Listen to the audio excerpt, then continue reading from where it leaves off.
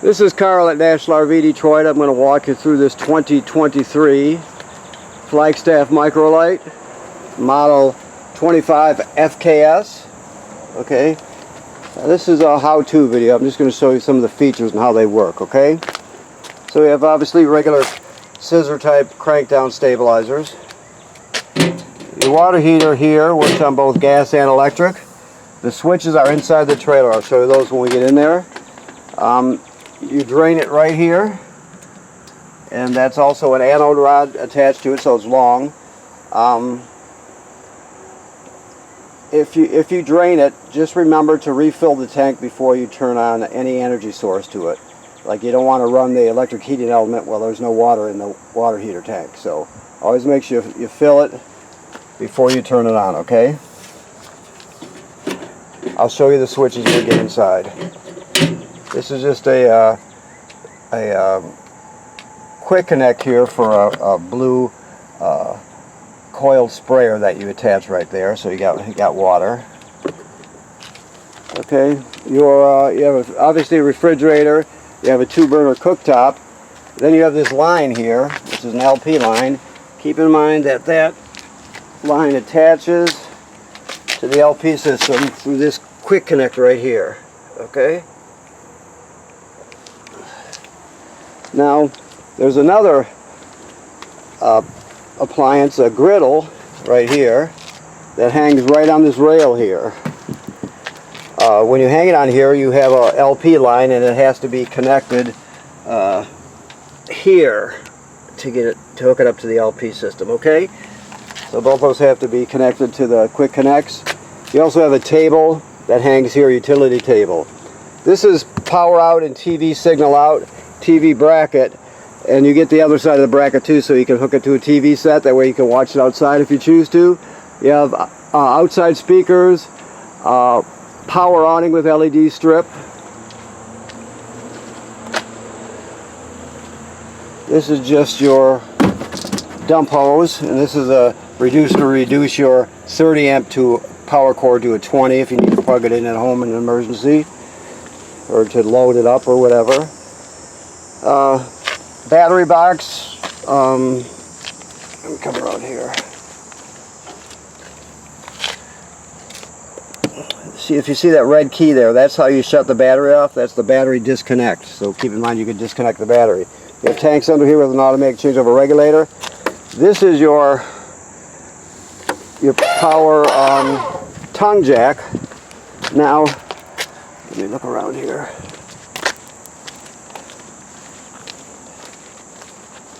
Just to get my bearings straight. Okay, so this is your docking light. Obviously, behind here is a shower, an outside shower / sprayer. You have a gray tank right there. That's called the galley tank, or probably gray tank number 2 maybe, but it's for the kitchen sink. You're getting a hitch with this, so this is a Husky centerline weight distribution hitch with built-in sway control. Okay. Here's your other valves here. Gray, and then the black. The large one's always the black one. So this does have a black tank flush on it. So after you dump your black tank, you leave the valve open like it is. Okay. Then you hook the hose of the dump station to your black tank flush valve here. Turn it on, and it'll spray out the inside of your black tank, clean off the sensors, that sort of thing. Just like it says on the sticker, make sure you leave the black tank valve open before you turn the water on. You don't want too much pressure to build up. Of course, there's your 30-foot, 30-amp cord. This is your fill for your fresh water tank. If you don't have city water, the most common way to get water to the trailer is city water, of course. If you don't have city water, you can pre-fill your fresh water tank right here, and then use the onboard pump to pump the water. So if you're camping someplace, you're boondocking, whatever, that doesn't have city water, you pre-fill your tank, and then you'll use the 12-volt pump to pump it. I'll show you where the switches are when we get inside. The most common way here is the city water hookup, which is right here. You just hook the hose on there and you're all set. This has to do with winterizing the trailer. You'll have to read up on it a bit to learn how to winterize. These are cable and satellite through. This is that housing there shows that it's pre-wired for a Furrion backup camera kit. So if you ever want to add one on, it's right there. We do sell them here. You can get them elsewhere. Just make sure you get the right one that fits that housing. You have a ladder, which makes it easy to inspect the roof. The manufacturer states every 60 to 90 days you want to have that roof inspected. Make sure there's no cracking or separation at the sealant where water could get through. Make sure there's no damage to the roof material or roofing attachments by low branches or road debris, whatever. You don't know what's happening up there unless you look, so it should be part of your regular maintenance, checking out your roof. There's your sprayer that we talked about. This is the table I told you hangs on the rail. This is your stabilizer crank. Now this one here, the small one, that goes on your power tongue jack in case it fails. Let me walk up there. If you're, for whatever reason it stops working, you still have to get hitched and unhitched, so you could pull this plug right out of the top here, put that crank on there, and you can actually crank it manually to get yourself out of trouble. Okay? Okay, so back around here. I think we covered it back here, but let me look. Yes, we're good. Okay, so let's go inside. Okay, so that's your griddle there.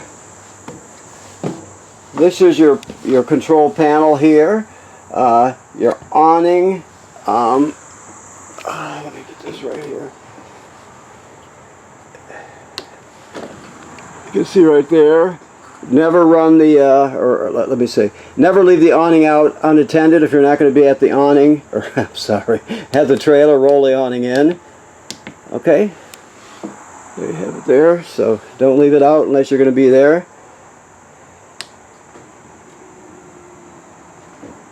This is your slide out switch here. Those were your lights I turned on. This connect here, that's for an app if you want to get the app for this thing. This also has a Wi-Fi, public Wi-Fi booster called a Wi-Fi Ranger. That's what this switch right here is. What it is it's on the roof. It's got an antenna and a router built into it. So what you have to do is you go to this sticker right here. This is important. The top line, it says network. It tells you 1010-8564. That's your Wi-Fi Ranger. So in all your family's devices, phones, tablets, whatever, you're going to find that device. And when you find it, you make up a password so it logs on automatically when it's searching for Wi-Fi. Then in a browser, who's ever going to control this thing, in the browser, go to this address right here, which is on the bottom line. It says control panel. To get into it, there's going to be password, and it gives you a temporary password. You can make up your own password afterwards if you want. So that gets you onto the page for the Wi-Fi Ranger, and you'll be able to see everything it sees, all the Wi-Fi it sees. So you'll pick out, let's say, the campground Wi-Fi, and if they gave you a password, you can log in there. But all the devices connect to the Wi-Fi Ranger automatically while searching, and then who's ever going to run the Wi-Fi Ranger goes to the control panel and connects the Wi-Fi Ranger to the public Wi-Fi. It gives you a really good signal, and it makes a big difference. Let's put it that way. So that's what that is, and there's the switch for it. Now the water heater on gas is here, light on electric here. Your water pump is here. Now remember I told you about that water pump. I use that to pump water out of the fresh water tank if you don't have city water. You also use that water pump to winterize the trailer. Alright? This here is for tank heaters, so your tanks all have heating pads on them so you can extend your camping season. So it heats up your tanks for you just so you can camp longer. Alright? And then of course all your levels are right here. Okay? GFCI. Keep in mind all the plugs in the trailer are wired through a GFCI, even the one on the outside. So if you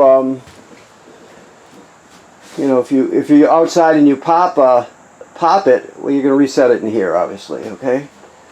Your keys are hanging right here.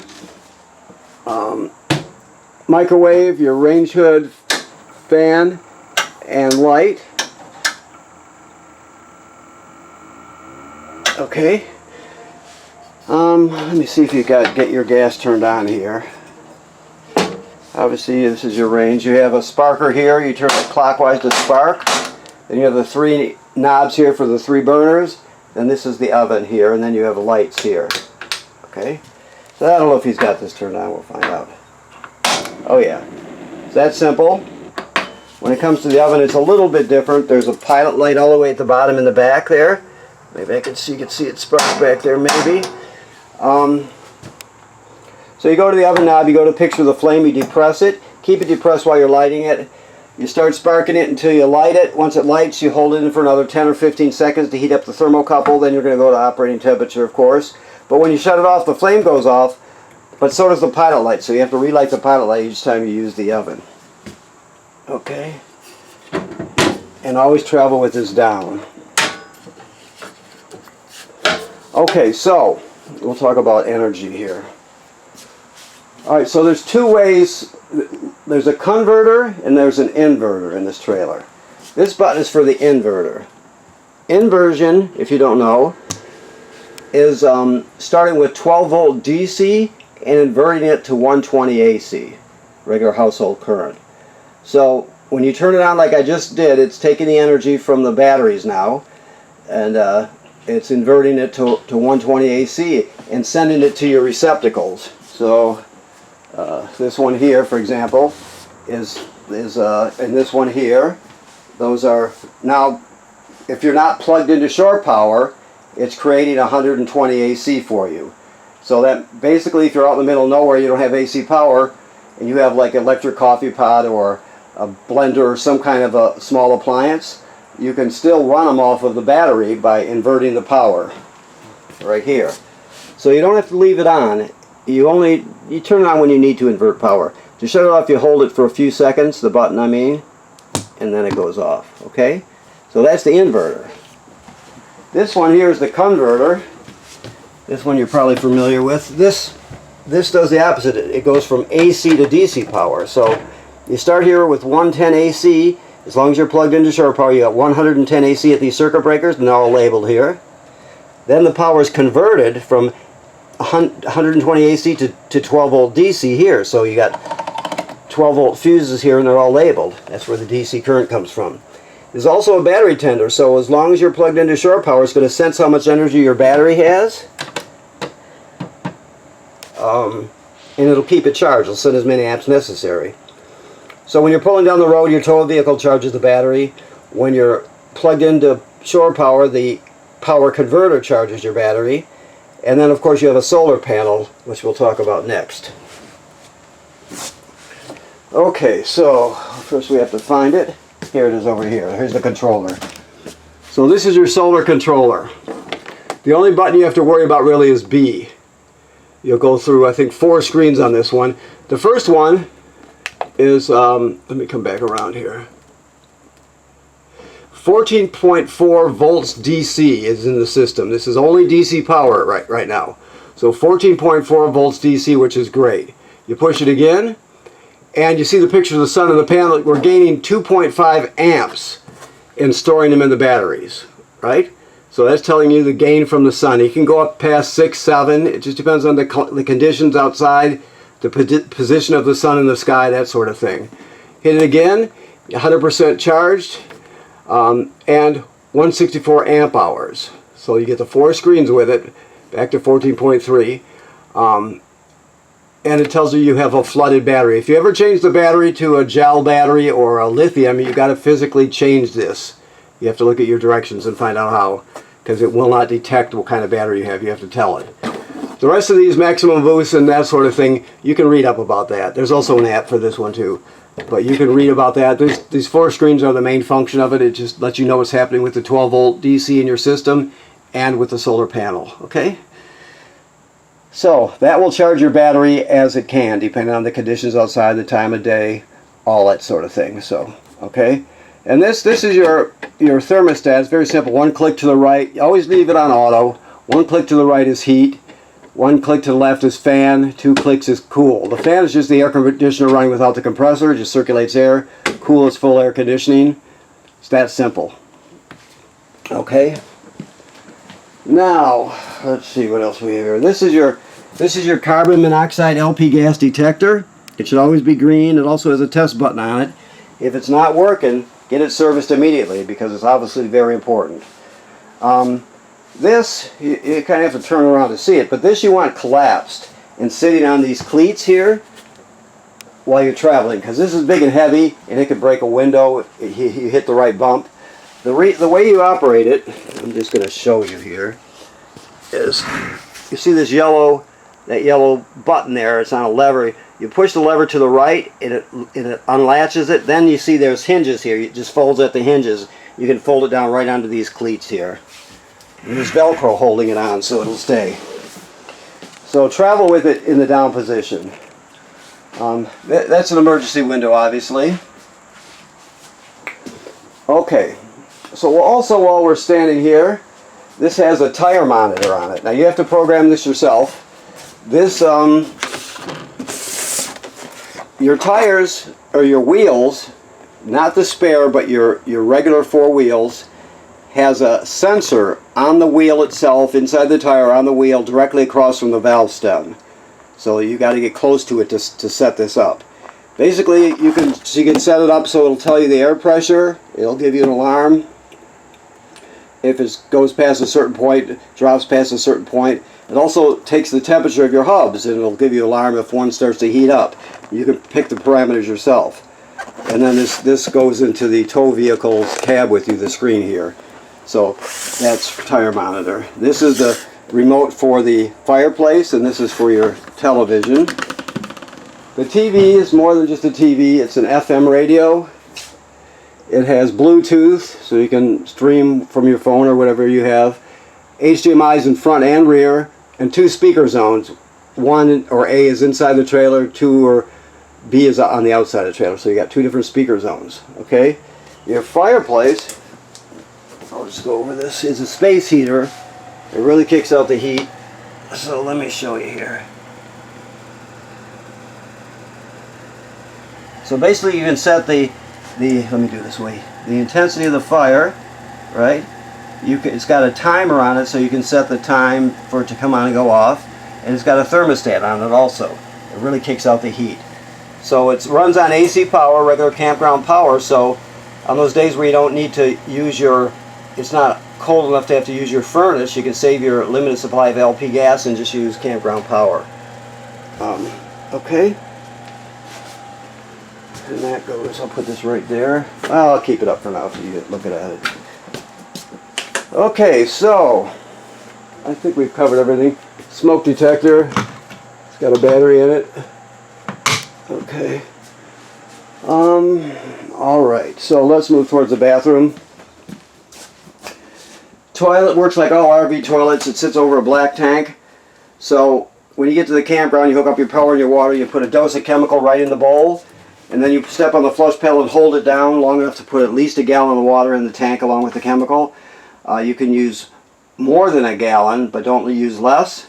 And if you don't do that, if you use it dry, it'll get clogged up, it'll be a mess, it'll smell terrible, so you always want your chemical and at least a gallon of water in there. Okay, you never use it with a dry black tank. Always travel with this rubber strap connected. If you don't, odds are eventually one of these will break. It can slam together really hard, but if you keep this rubber piece on here, you'll never have a problem with it. There's another eco device in here called a shower miser. That's this thing here. What the shower miser is a system to where you can circulate water in a loop while it's heating up. Therefore, you don't waste any water while you're heating it up for a shower. So you're saving water, and when a lot of places have drought conditions, all that, you're not really supposed to waste water. And not only that, you don't waste space in your gray tank, right? By just letting it go down there while it heats up. So in this position here, what's going to happen is you turn on the hot water, it's going to loop around from here to the water heater, to the water pump, here, water heater, water pump, around and around and around while it heats up. Once it heats up, this will change color dramatically. It'll be more of a beige color. You'll see it plain as day. And then you know your water's hot, right? Then you're just going to go to this position here, and the shower is going to work normally, but the water will always be heated up, or already be heated up, I should say, and you haven't wasted any fresh water or any space in your gray tank. Okay, that's the shower miser. If you don't, that's the sticker for it. If you need, there's literature in your packet for all this stuff. You can also go to manufacturer's website and look at their product videos too if you want to learn more about some of this stuff.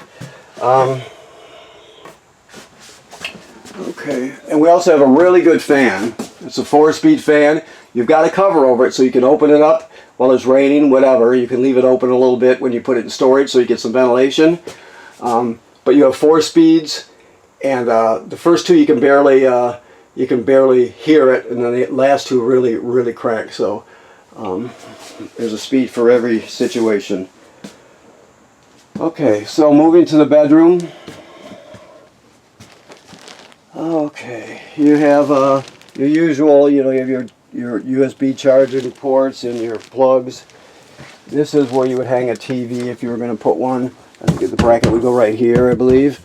And you can see the hookups here. That's for a 12-volt TV if you have one. Yep. And there's also storage underneath here. You got some drawers, and then you got some storage too. Okay. And last but not least, I'll show you this window here. This one is an emergency window. So what you do is you push it all the way through. You push it all the way through. Then you grab hold of this red tab and pull the screen out, and you can escape in an emergency by doing that. Okay. Alrighty. Okay, I think that covers it. So I'm going to thank you for purchasing your trailer here at National RV Detroit. Please remember what I said about inspecting the roof. That is so very important. That's not for this trailer, it's for every trailer ever built. People generally don't inspect the roof enough. And right now this is in camping mode, so the antifreeze has been purged from the system, replaced with fresh water.